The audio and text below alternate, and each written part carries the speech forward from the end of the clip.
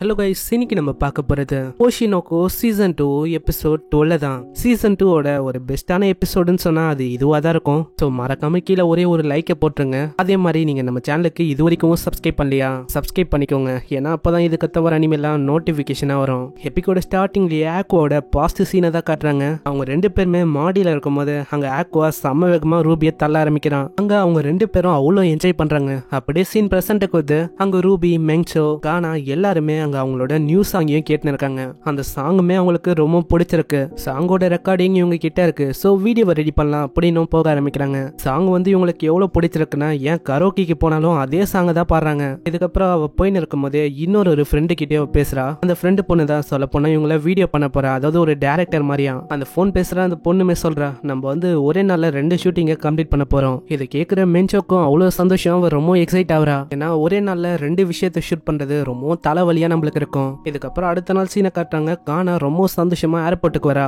ஆனா அங்க வந்தக்கப்புறம் அவளோட சந்தோஷம் எல்லாமே அப்படியே நாசமாயிடுது. நான் முன்னாடியே அக்கானே இருக்கா. இதனால இவளோட கனவு எல்லாமே அப்படியே உடைஞ்சு போயிடுது. அங்க ரூபியும் வந்து பயங்கரமா அக்கானேவை பாராட்ட ஆரம்பிக்கிறா. இதை கேட்டு இருக்க அக்கானேவும் அங்க ரூபியை பாராட்ட ஆரம்பிக்கிறா. ஏன் இத்தனைக்கும் நம்ம ரூபி அவளை அக்கா அப்படின்னு கூப்பிட ஆரம்பிக்கிறா. இது ஒண்டி பிளான் பண்ணல போல, நிறையவே அவ பிளான் பண்ணிருக்கா. சடனா ரூபியும் ஒரு விஷயத்தை கேட்கிறா. ஆமா, இந்த மாதிரி எங்க அண்ணனுக்குள்ள உனக்கு என்ன தெரியுது? அவனோட ஏதாச்சும் சீக்கிரட்டான விஷயத்த நீ கண்டுபிடிச்சியா?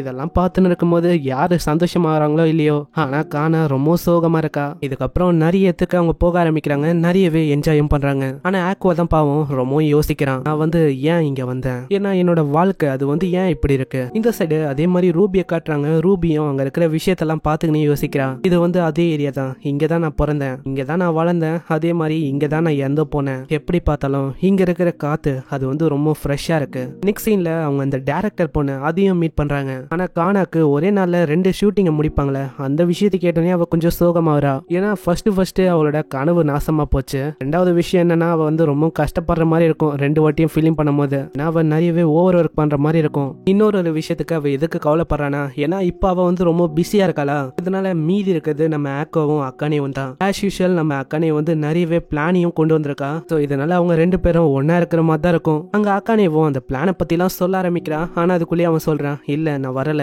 நான் ஒரு இடத்துக்கு போனோம், ஹாஸ்பிட்டலுக்கு போக போறேன். என்னது ஹாஸ்பிட்டலா? இதுக்கு உனக்கு என்ன வயிறு சரியில்லையா, இல்ல ஏதாச்சும் ஆச்சா? என்ன விஷயம்? என்கிட்ட டேப்லெட்டும் இருக்கு, அதையும் அவ ஆஃபர் பண்றா. இதெல்லாம் ஆக்வா அதெல்லாம் வேணான்னு சொல்றான். இதுக்கப்புறம் அவங்க 2 பேருமே ஹாஸ்பிட்டல் நோக்கி போக ஆரம்பிக்கிறாங்க. அங்க போற வழியிலேயே அக்கானேவும் கேக்குறா, அம்மா எதுக்கு நம்ம இங்க போயின்னு இருக்கோம்? உன்னோட கிராண்ட் பேரண்ட்ஸோட வீடு இங்கே பக்கத்துல எங்கேயாச்சும் இருக்கா, இல்லனா உன்னோட பேரண்ட்ஸோட வீடு இங்கதான் எங்கேயாச்சும் இருக்கா? அப்படி எல்லாம் ஒன்னும் இல்ல, நான் வந்து கோ இன்சிடென்ட்டா இந்த இடத்துக்கு வரேன். நெக்ஸ்ட் சீன்ல அங்க வேலை செய்யற ஒரு பொண்ணு கிட்டயும் அவனோட பழைய விஷயத்த கேக்குறான். இவனை பத்தி தான், அதாவது பாத்துல இங்க ஒருத்தர் வேலை செஞ்சாரு. ஓ, நீங்க அவரை பத்தி கேக்குறீங்களா? அவர் வந்து எப்பயோ ரிசைன் பண்ணிட்டாரு. ஆவியஸான விஷயம் தான், ஏன்னா அது நடந்து முடிஞ்சு பல வருஷம் ஆயிடுச்சு. அதே மாதிரி இங்க வேலை செஞ்ச பழைய கோழிக்கு அவங்களும் இருக்கிற மாதிரியும் இல்ல. சோ இதனால எனக்கு எந்த விதமான தகவலும் கிடைக்காதுன்னு நினைக்கிறேன். நெக்ஸ்ட் சீன்ல அவங்க 2 பேருமே போகும்போது ஆயோட பழைய மெமரிஸ் எல்லாம் உனக்கு வருது. அதெல்லாம் பார்த்துன்னு இருக்கும்போது ஆய் நிக்கிற இடத்துல அக்கானே நிக்கிறா.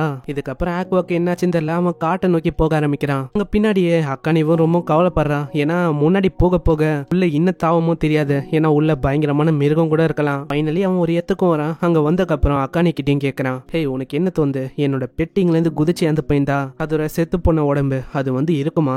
இருக்க வாய்ப்பு இருக்கு. ஏன் இப்படி சொல்றேன்னா, அதோட தோலை தான் டிஸ்போஸ் ஆயிருந்தாலும் அதோட எலும்பு கண்டிப்பா இங்கதான் இருக்கும். இதுக்கப்புறம் அவங்க வேற ஒரு வீட்டுக்கு வராங்க. இங்கதான் ஆக்வா ஃபர்ஸ்ட் வாழ்ந்தானே, அதாவது அவனோட பழைய லைஃப்ல. அங்க அக்கானிக்கு தான் ஒண்ணுமே புரியல. ஆமா, இது வந்து யாரோட வீடு?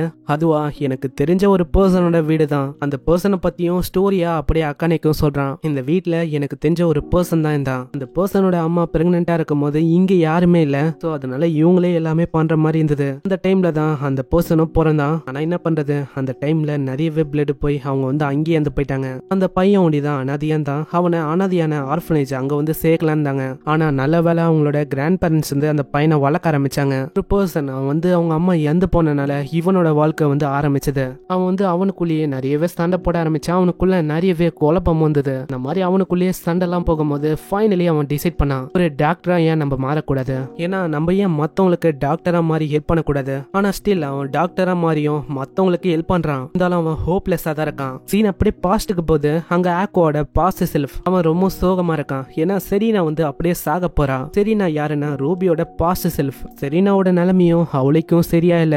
அவளோட நிலைமை ரொம்ப மோசமா இருக்கு. எப்போ எந்த போவான்னு தெரியல. அதே மாதிரி இன்னமும் அவளோட பேரண்ட்ஸ் அவங்க வந்து ஹாஸ்பிட்டல்ல அவளை பார்க்கணும் அப்படின்னு சொல்லி வரவே இல்லை. இந்த விஷயம் வந்து மொத்த ஸ்டாஃபுக்குலாம் பிடிக்கவே இல்லை. அந்த பொண்ணுக்கு ஆக்வாவை இன்சார்ஜா போட்டிருக்காங்க. ஏன்னா சரீனா வந்து ரொம்ப சோகமா இருக்க கூடாதுன்னு. ஆனா நம்ம சரீனாக்கு அவனை ரொம்பவும் பிடிக்கும். அந்த நைட் அன்னைக்கு சரீனா ஒரு ட்ரெஷரான விஷயத்தையும் நம்ம ஆக்வாக்கு கொடுத்திருப்பா. அந்த டைம்ல தான் அவளோட கடைசி மூச்சையும் அவ இழுத்து விட்டா. இதுக்கப்புறம் சீன் பிரசன்ட் வந்து அந்த இன்னொரு பொண்ணை காட்டினாங்களே அவளை தான் காட்டுறாங்க. காட் எவ்வளவு நல்லவங்களா இருக்காங்களே. அவங்க 2 பேருக்கு திரும்ப ஒரு லைஃப கொடுத்திருக்காங்க. ஏன் ஒரு மதரையும் உங்களுக்கு கொடுத்திருக்காங்க. யாருக்கு தெரியும் இதுக்கு பின்னாடி ஏதாச்சும் ஒரு டீப்பான மீனிங் கூட இருக்கலாம். இதுக்கப்புறம் அடுத்த நாள் சீனை காட்டுறாங்க. அங்க மியூசிக் வீடியோக்கான ஷூட்டிங்கும் போயின்னு இருக்கு. அந்த ஷூட்டிங்லயும் ஜாலியா என்ஜாய் பண்ணின்னு கானாவையும் கலாய்க்கிறாங்க.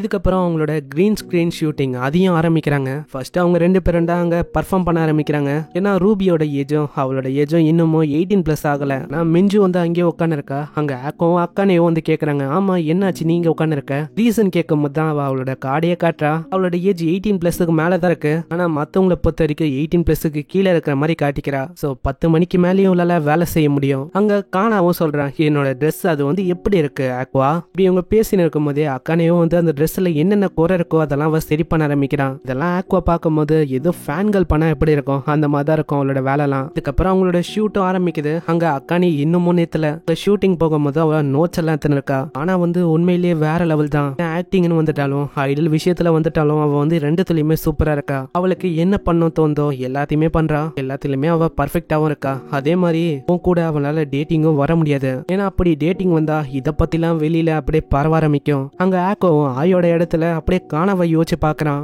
பிரசன்ட்டுக்கு வந்து அங்க ரூபியும் சொல்றா, வந்து அக்கானி கூட தான் இன்னைக்கு தூங்க போறேன். சரி அக்கானே இந்த மாதிரி நீ அவளை பாத்துக்கோ. அவ்வளவுதானே நான் பாத்துக்கிறேன். வெளியில வரும்போது ஒரு க்ரோவியும் அவ பாக்குறா. அந்த க்ரோவை அப்படியே கொஞ்ச ஆரம்பிக்கிறான். அந்த க்ரோ வந்து ரொம்ப கியூட்டா இருக்கு. ஆனா ரூபி நீ கொஞ்சம் ஜாக்கிரதையா இருக்கணும், அதுங்க டேஞ்சராவும் இருக்கும். இப்படி இவ சொல்லி இருக்கும் போதே அந்த சாவி அது பொடிங்கிட்டு பயங்கர வேகமா பறக்க ஆரம்பிக்குது. இதனால வேற வழி இல்லாம அந்த க்ரோ பின்னாடியே அப்படியே ஓடி போறா. ரூபி பின்னாடியே அங்க அக்கானே ஓடி போறா. நீ கொஞ்சம் ஜாக்கிரதையா இருக்கணும். நைட் டைம்ல நம்ம இந்த மாதிரி ஏரியாக்கெல்லாம் ஓடி போக கூடாது. கவலைப்பட வேணாம், இந்த ஏரியாலாம் எனக்கு தெரிஞ்ச ஏரியா தான். என்னது தெரிஞ்ச ஏரியாவா? தெரியாதனமா இவ உண்மையெல்லாம் சொல்றவாளா? சோ அதை கவர் அப் பண்ணுன்னு இவ பழைய விஷயத்தையும் சொல்றா. உண்மை என்னன்னா நாங்க இங்கதான் பிறந்தோம். ஆமா ஆமா ஹேக்கோ வந்து என்கிட்ட இந்த விஷயத்தெல்லாம் சொன்னா. இந்த இடம் உங்களுக்கு ரொம்ப இம்பார்ட்டன்டான விஷயம் போல. ஆமா ஆமா. அதே மாதிரி அந்த க்ரோவை தேடி அவங்க ஃபாலோ பண்ணினே போறாங்க. அங்க அக்கானியும் கேக்குறா, ஆமா இந்த மாதிரி உனக்கு ஆக்டிங் மேல இன்ட்ரெஸ்ட் இருக்கா? எனக்கு அவளுக்கும் இன்ட்ரெஸ்ட் இருக்கா அப்படின்னு எனக்கு சரியா தெரியல. ஓ அப்போ அதுதான் விஷயம்னா உனக்கு நான் சொல்லி தரேன். ஆனா என்னோட உண்மையான ட்ரீம் என்னன்னா ஒரு பெரிய டோம்ல நான் பர்ஃபார்ம் பண்ணணும். அதுக்கப்புறம் நான் கோரவை சந்திக்கணும். அங்க கோரவும் கனவுலயே சொல்லுவான், இந்த மாதிரி நான் உன்னோட பெரிய ஃபேன் தெரியுமா. அப்படியே சீன் பிரசன்ட்டுக்கு வந்து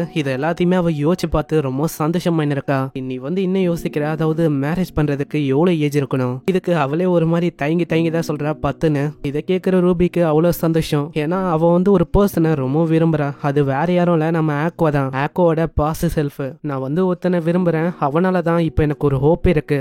பரவாயில்லையே, இது வந்து நல்ல விஷயம் தான். ஆனா இந்த டைம்ல நீ வந்து லவ் பண்ற ஒரு பர்சனும் உனக்கு இருக்கானா? ஆனா மெயின் ப்ராப்ளமே இப்பதான் வருது. ஏன்னா அந்த பர்சனா வந்து எங்க இருக்கான்னு நம்ம ரூபிக்கு இன்னமும் தெரியல. நீ வந்து கவலைப்படாத, இந்த மாதிரி நான் உனக்கு ஹெல்ப் பண்றேன். ஆனா ரூபி அவளோட ட்ரீம்ல முழுங்கி போய் கிடக்குறா. ஏன்னா கோரு சந்திச்ச உடனே கோரு வந்து ப்ரொபோஸ் பண்ணுவானா. அதுக்கப்புறம் தான் நம்ம ரூபி மேரேஜ் பண்ண போறாளாம். நெக்ஸ்ட் சீன்ல அந்த க்ரோவை காட்டுறாங்க. க்ரோவும் ஏதோ ஒரு குகைக்குள்ள போகுது. ரூபியும் அப்படியே பின்னாடி போறா. அக்கானி தடுக்க பாக்குறா. இருந்தாலும் அப்படியே அவ உள்ள போகிறா. உள்ள போய் பார்த்தா இது ஒரு ஸ்கெலிட்டன் இருக்கு. அக்கானிக்கு அந்த ஸ்கெலிட்டனை பார்க்கும் போதே தெரியுது இந்த பர்சன் இதுக்கு முன்னாடி ஒரு டாக்டரா இருந்திருப்பான் போல. ஏன்னா அங்க வெள்ளை கலர் கோட்டுமே இருக்கு. ரூபி அப்படியே சைட்ல பார்த்து ரொம்ப ஷாக் ஆகுறா. அந்த ஸ்கெலிட்டன் கிட்ட அந்த கீ செயினும் இருக்கு. சோ உங்களுக்கும் புரிஞ்சிருக்கும் இது யாருன்னு. அங்க ரூபியும் ரொம்ப கஷ்டப்படுறா. இங்கே இந்த எபிசோட முடியுது. சோ சப்ஸ்கிரைப் பண்ணிக்கோங்க, ஏன்னா அப்பதான் இதுக்கு தவிர எபிசோடு உங்களுக்கு நோட்டிபிகேஷனா வரும். சோ மறக்காம கீழே ஒரே ஒரு லைக் ஒண்டி போட்டுருங்க. நான் உங்களை நெக்ஸ்ட் எபிசோட்ல சந்திக்கிறேன். தேங்க்யூ ஃபார் வாட்சிங். சாயனரா.